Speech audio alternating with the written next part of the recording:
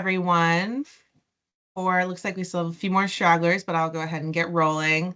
Thanks everyone for logging on this morning to the Living Shorelines Community Assistance Program webinar. As many of you probably know, this is a new program that the Nature Conservancy and the South Carolina Office of Resilience have kicked off recently. It became available in June for applicants to start applying, but this has been something that has been in progress for about a year now. And it's been a program that we've really started from the ground up through our partnerships, but also through a network of ambassadors that have helped us build this program over a long period of time. And so we're really excited that there is a lot of interest already. And we think that it could make a big difference in our state and really help facilitate the implementation of living shorelines on, a private property and community level scale. So I've got a little presentation that I'm going to present to all of you. And then once that is over, we will have some time for Q&A for any questions that people may have about this program moving forward. So let me get this started. 1 second, I've got to share.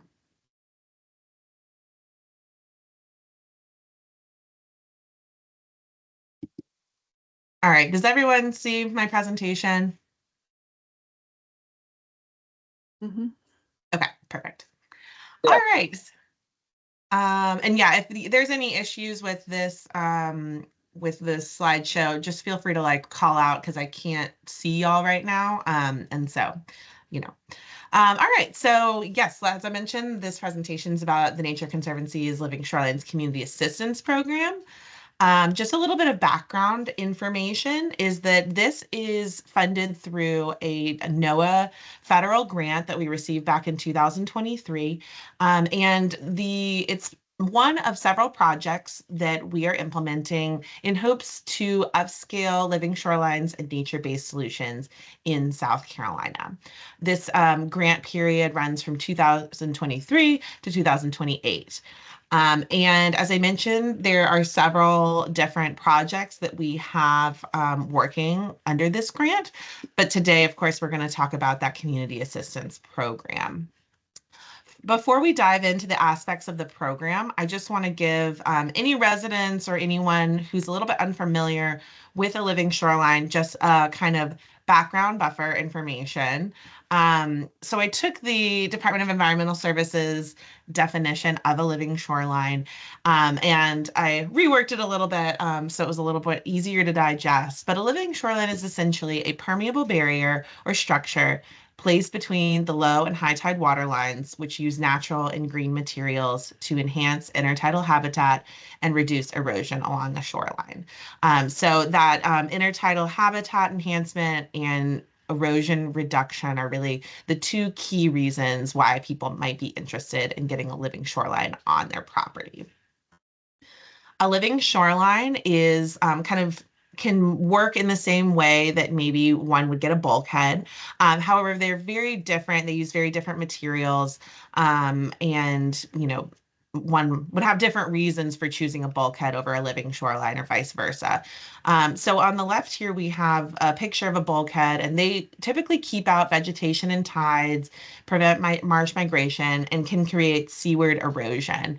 And the big thing with bulkheads is that they're kind of cutting off that hydrologic connection between the deeper water, the shoreline, and kind of that marsh area and more upland space. So they are cutting off the water.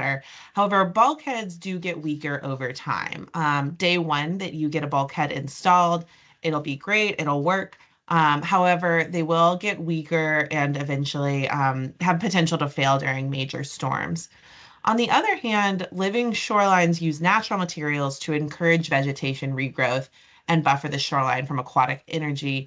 However, they are permeable, and so they do allow water to move through them, but they buffer that energy from the water. And unlike bulkheads, living shorelines actually get stronger over time. So just as a case study, I wanted to show you, what a living shoreline can really do. This is a picture of Goldbug Island, which is one of our projects that we implemented back in 2016 over in the intercoastal waterway between Mount Pleasant and Sullivan's Island. And on the left, you can see, right when we implemented the work, you're seeing significant marsh grass erosion of that mudflat area. And then nowadays, the marsh has just grown back beautifully because of that, wave attenuating feature that we've installed on the shoreline. So they can, have really impressive results over time. There's many benefits of a living shoreline, and we've talked about a few of them when we were discussing the bulkheads and living shorelines, but that can be wave energy reduction, erosion control, habitat creation, and resilience to storms. But one thing that I do want to call out is that living shorelines do buffer, floodwater and storm surge energy, and marsh grasses do absorb some water. But these living shorelines are not necessarily going to address major flooding issues on a private property. I think that's a little bit of a misconception. Living shorelines are predominantly there for erosion control and to build that intertidal habitat that we discussed. So now we're just going to talk about what a living shoreline might look like.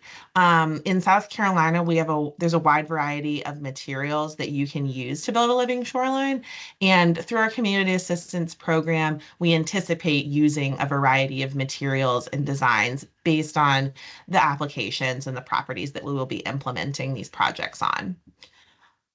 So these materials can include core logs, bagged oyster shell, manufactured wire reefs, or oyster blocks. And there's also just an amazing amount of new materials that are being developed by private companies every day and every year.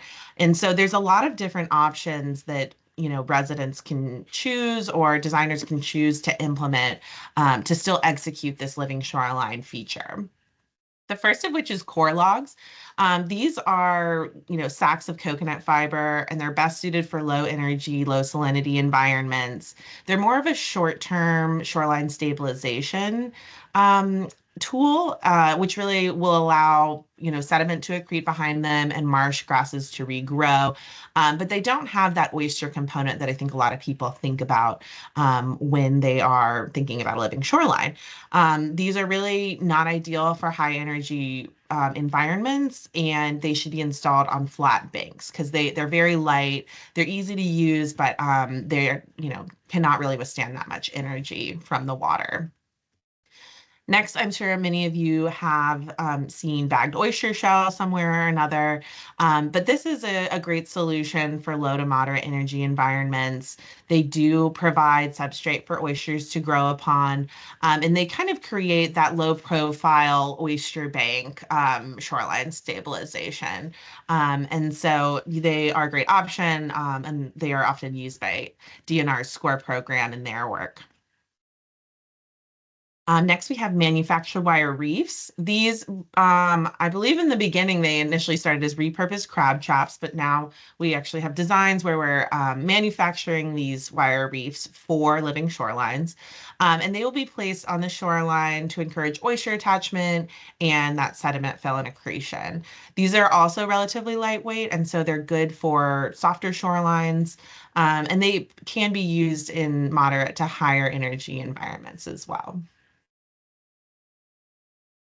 Finally, we have oyster blocks, which are more of a heavy duty solution to these issues.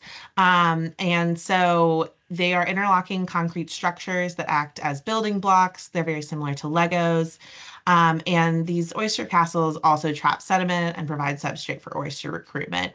They're really heavy and they do require firmer sediment, however, so they're not ideal for really soft shorelines. And they should really be used in salty environments because the oyster component to the oyster castles are really what kind of solidifies everything together and makes them a really strong solution. All right, so that's kind of an overview of what is most used in our state for living shorelines.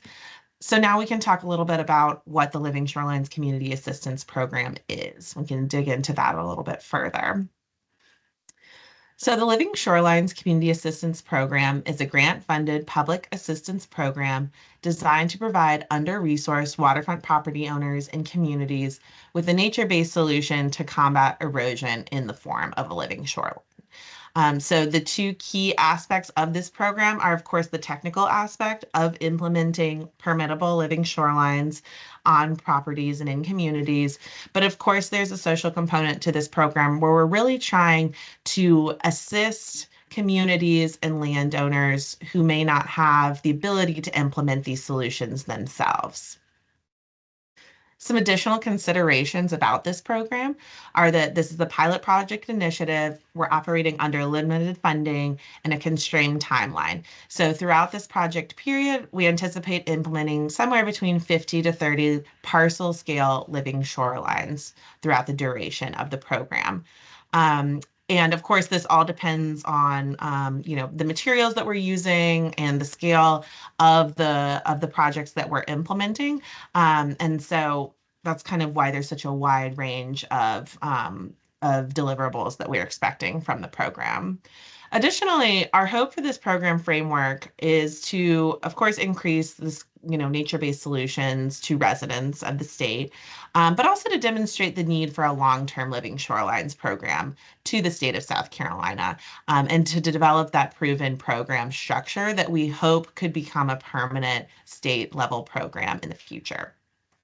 We also are hoping to provide residents of South Carolina exposure and experience to the new Living Shorelines permitting process through DES, and also to be able to provide suggestions to DES for future permitting recommendations that can facilitate and streamline the permitting process for living shorelines. So now you might be asking yourself, who can apply for the Living Shorelines Community Assistance Program? And at its baseline, any waterfront coastal resident of South Carolina is eligible to apply for the Community Assistance Program. However, we want people to keep in mind that we will prioritize applicants who fit the following criteria, and that's private landowners on waterfront property who are experiencing shoreline erosion and require financial assistance to address it, under-resourced communities in neighborhoods with waterfront public spaces experiencing erosion, small businesses and organizations on waterfront property experiencing shoreline erosion, and culturally significant sites threatened by shoreline erosion. So as I mentioned, of course, these shorelines have to be technically implementable and permittable, but we are also hoping to really have that social component of this program that reaches, allows these solutions to be accessible to people who might otherwise be able to afford it. So now you might ask, how do I apply for the Living Shorelines Community Assistance Program? And I have a little video. Let me know if you do not hear sound, because I've had that issue before.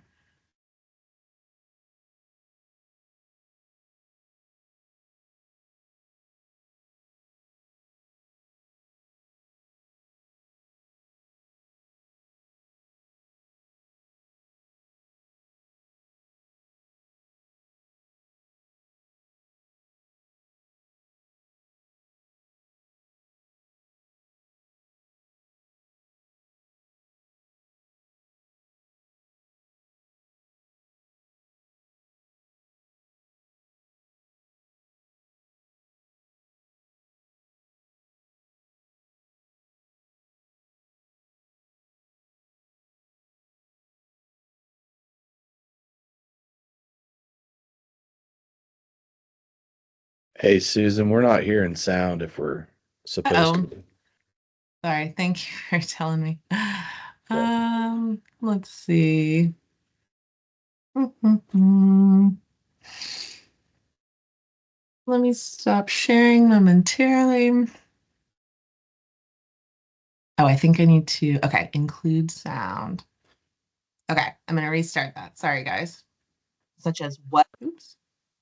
To access the Nature Conservancy's Living Shorelines Community Assistance Program application, you'll have to navigate to the South Carolina Office of Resilience's website.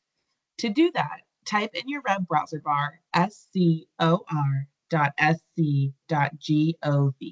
and press enter. And this will take you to the Office of Resilience's homepage. There you'll see a blue ribbon with 5 tabs across the center of the page. Navigate to the Programs tab and scroll down to Grants Activities. The first option under Grants Activities is the Living Shorelines Community Assistance Program tab. Click on it. This will take you to the Living Shorelines Community Assistance Program's homepage. Here you'll find background information and information about the program, including links to external websites, such as What is a Living Shoreline from Clemson Extension, and a DES Permitting Responsibilities website. It will also give you information about how TNC will manage the project throughout the duration of the grant period, and more information about how we are prioritizing applications. You will also find a program flyer that is downloadable and printable if that's helpful to you or your community. You'll also find a graphic showing the timeline and next steps for the program that ends in fall of 2027. You'll also find my contact information. There are 2 ways to apply for the program once you are ready. There's a blue Apply Here button on the right-hand side and a large blue Interested in Applying button on the bottom of the page.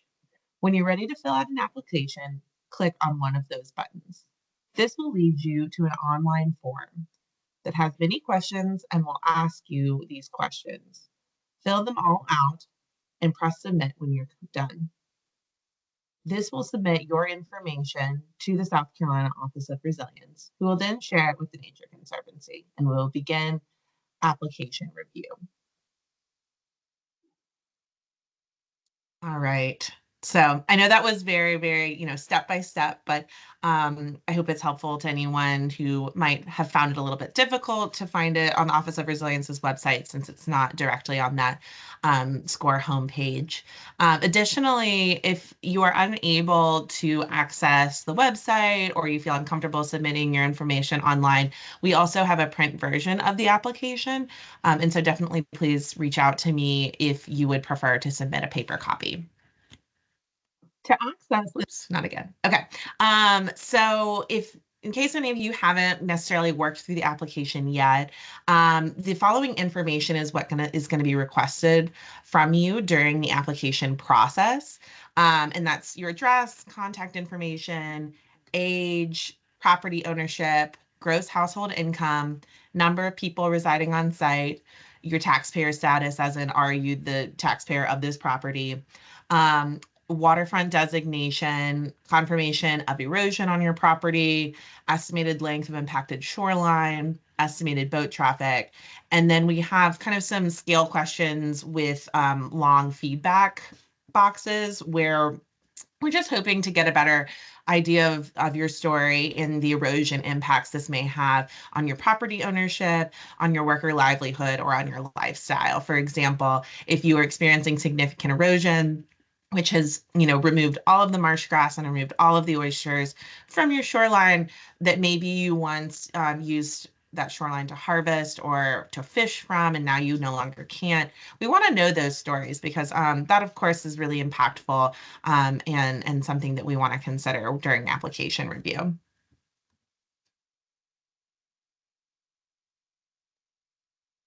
And then, of course, as I mentioned, the 2 components of the application evaluation will be that technical criteria that we will be considering, is this application permittable? But then, of course, that social criteria. And really the 2 main key components that we're evaluating for the social criteria is that gross household income and number of residents living on site. And so what we're doing is we're taking the gross household income and cross-referencing it with the number of residents living on site, and we're utilizing this United States tool to basically kind of plot the social vulnerability status of each application. But of course, we'll first try and identify which applications are the most permittable.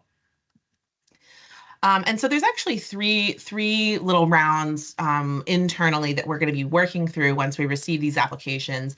Your job as the applicant is to submit that online, pre-screen application, but then we will then perform a desktop analysis where we're confirming a lot of the technical components of your site, such as, determining that the salinity is, high enough and that they're your waterfront property and that sort of thing.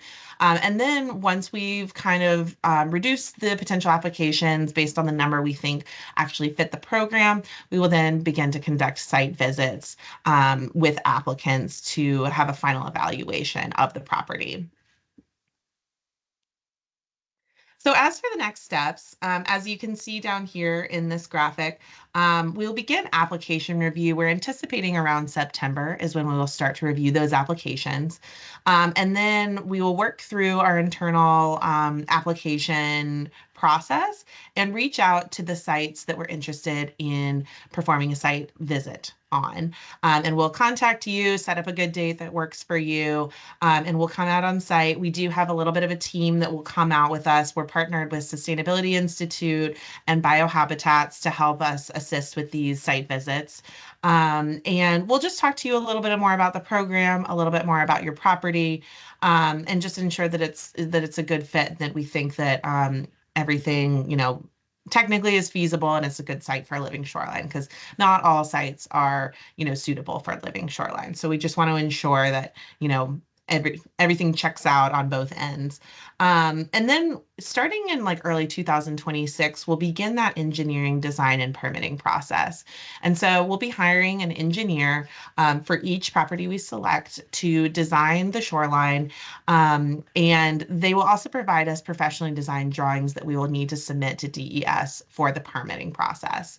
And that permitting process, as I mentioned, the permit is new. And so it is a little bit of a lengthy timeline. So we're giving an entire year past permit submission to receive the permits. But I have recently also talked to somebody who received their permit in less than 6 months. So I think it really depends on the site. It depends on the materials we're using.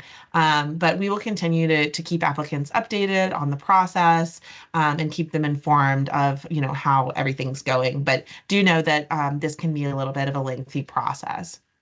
And hopefully by summer 2027, we will have received the permits and we'll be able to implement the shorelines on the property selected at that point.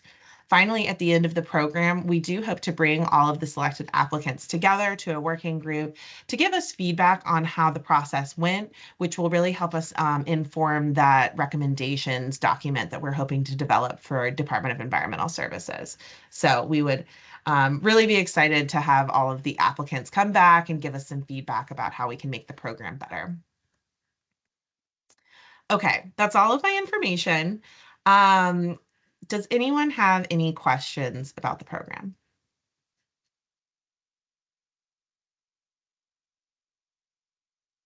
Hello. Hi. Hi. My name is Winston, and we have a property in South Carolina in Beaufort County, Hmm. and I'm one of several owners of the property. Okay. I submitted an application already, but how would that work with multiple owners? So TNC, the Nature Conservancy, has a property owner agreement that we will need all selected applicants to sign, that basically agrees to us coming out to the property, us implementing the shoreline. And it's just to ensure that the property owner or owners understand that, all of the requirements that are entailed for the program. So if there are multiple property owners, we would just need to have each property owner sign the owner agreement. Okay. Now, I already submitted, I guess it's a pre-application. Is there any other application after the pre, or is that the application? I went online and I hit the apply now. Is that the only application we're talking about?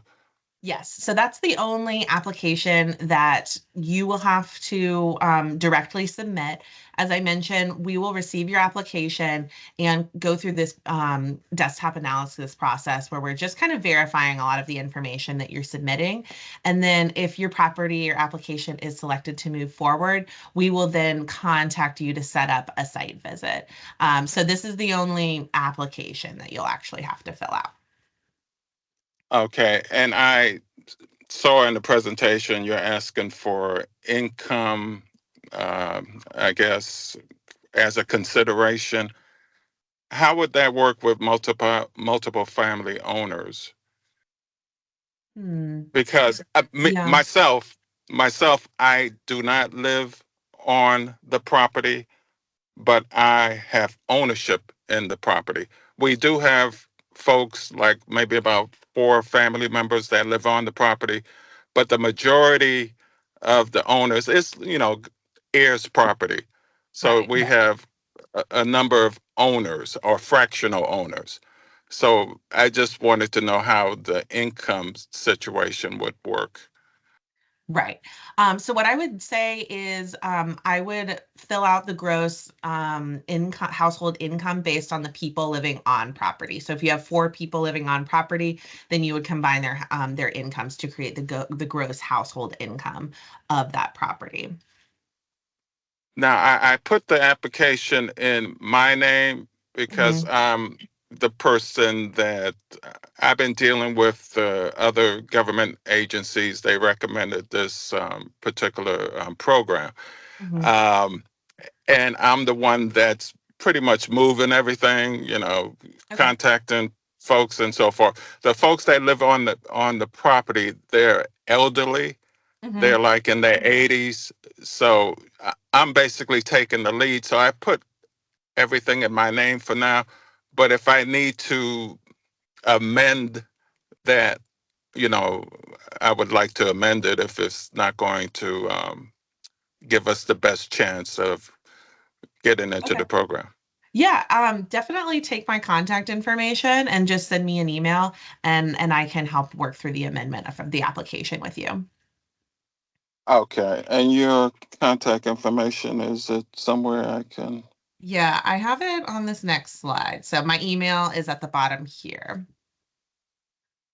Okay. Susanna Hopkins. Yes, sir. Yes, Hopkins. Looks like Joe Richards asked a question about gross household income bracket that we're targeting. Really, what we're doing is we are prioritizing the applications that we receive, um, essentially against each other. And so the brackets that we have on the application are up to $100,000, and then over $100,000 household income is an option as well. But really, that sub gross household income of $100,000 is what we anticipate the majority of the applications selected to be. But as I mentioned, it really just depends on the applications that we're receiving. And Right. then Shoreline Restoration Group asked if the grant covers the entire costs. Yes, it's covering permitting, engineering design, construction, materials, and monitoring. So there's no costs that the property owner will have to provide. However, as I mentioned, they will have to sign a landowner agreement that agrees to us coming out on the property, us monitoring the property, as well as their upkeep of the living shoreline after the project's over. So we would just want to ensure that nobody's taking down, what we've built after we leave. So um, and then Siobhan asks, was there a confirmation email sent after filling out the applications? So as I had mentioned, the Office of Resilient is the first group to receive all submitted applications. And so as the project manager, I'm receiving the applications in waves. And so I am sending confirmation emails out, but it's a little bit delayed given that Office of Resilience is sending them to me about a week after most people are submitting them. So please accept a confirmation email at some point, but it's not going to be an immediate confirmation email. And then Shoreline Restoration Group asks if native marsh plants are an option. We certainly would consider, doing marsh plantings, given, the appropriateness for the shoreline that we're looking at. Typically, I feel like usually the marsh grass ends up kind of growing in pretty healthily on its own. But if there was significant marsh grass loss and we think that would be a valuable aspect of the shoreline, we can definitely consider those plantings because those are always great. And then Joe asked, can we submit one application for two adjoining property owners? Joe, do you mean two neighbors wanting to submit as one? Yes. Yeah, we have Um, that. I would recommend two separate applications and indicate in your application that you and your neighbor are applying, um, you know, conjointly is what I would recommend. Okay, thank you. But we do definitely encourage neighbors to talk to each other and join together because that would be great to, kill multiple birds with one stone, so to speak. Thank you. Thanks.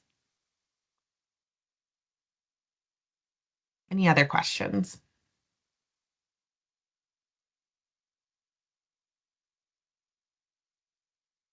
Miller, yes. We are recording this. And so once we're through with this webinar, we'll take the recording and we'll post it on the application website.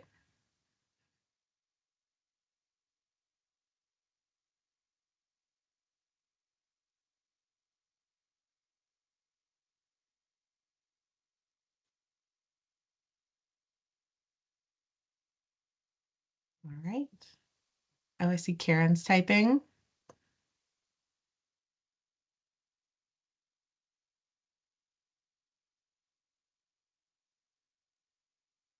Awesome. Yeah. Thank you all. I really appreciate everyone coming out. As I mentioned, we're going to share this webinar. So if you know anyone that wanted to attend that was unable to, definitely let them know that the recording is going to be posted on the website. And continue to tell your friends, tell your communities about this opportunity. We're really excited. We've seen a lot of applications come in so far, and we're excited to see where the program is going to lead us next. So thank you all so much. Thank you for logging on a Saturday morning. I appreciate it. Thank you. Thank you. Bye. Bye-bye.